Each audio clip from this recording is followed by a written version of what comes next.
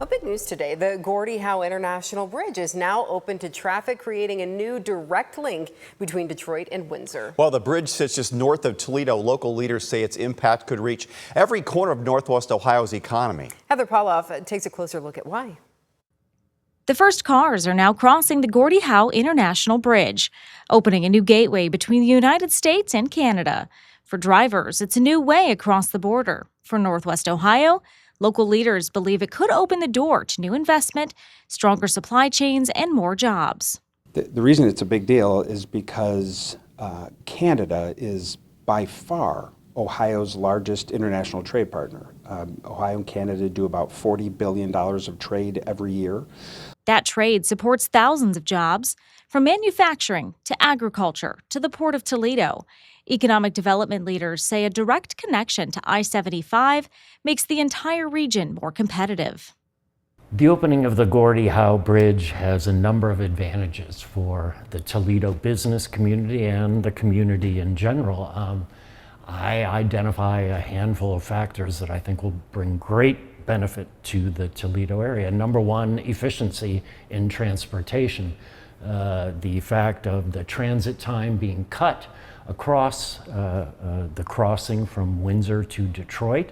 The fact that there will be a direct connection to I-75 is a major benefit to improve the efficiency of the flow of freight and people across the border. The connection is especially important for manufacturing. Stellantis, which operates the Toledo Jeep Assembly Complex, calls the Gordie Howe International Bridge a critical piece of infrastructure for the auto industry. In a statement to WTOL 11, the company says the new crossing will help ensure the seamless movement of parts and vehicles across the U.S.-Canada border, supporting the just-in-time manufacturing that keeps assembly lines running.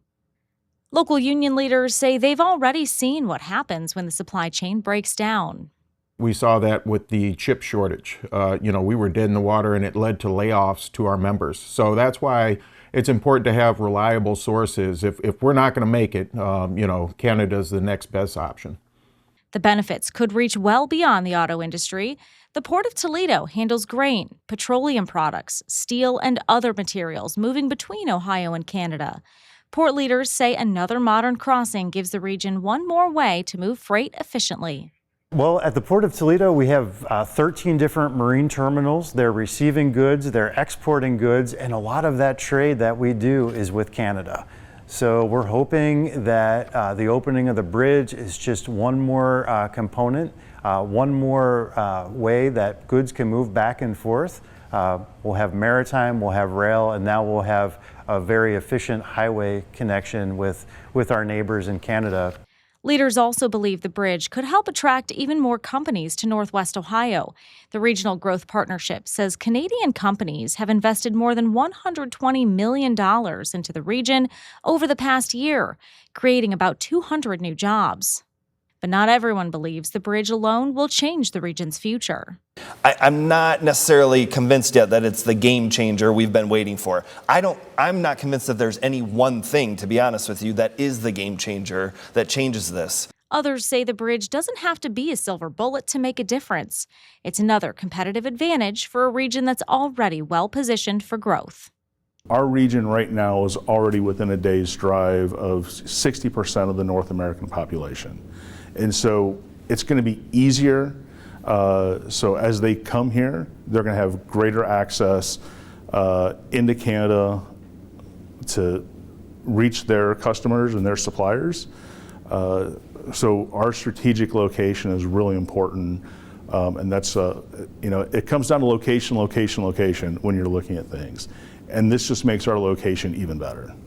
The ribbon cutting may have lasted just moments, but whether the Gordie Howe International Bridge changes Northwest Ohio's future will be measured by the investment it attracts, the jobs it supports, and the opportunities it creates in the years ahead. Heather Pauloff, WTOL 11. The bridge's namesake, of course, also had a connection to Northwest Ohio. Gordie Howe spent roughly the final year of his life living in Sylvania with his youngest son, Dr. Murray Howe, a local radiologist. The Detroit Red Wings legend died at his son's home on June 10, 2016, at age 88, and it was familiar face at Tamashanner. during his time in that area. So yeah, like a very close local I ran into Gordie many times. In fact, some people that worked at the station played in a rec hockey league with Murray Howe, and every once in a while Gordie would show up, and here's Gordie Howe.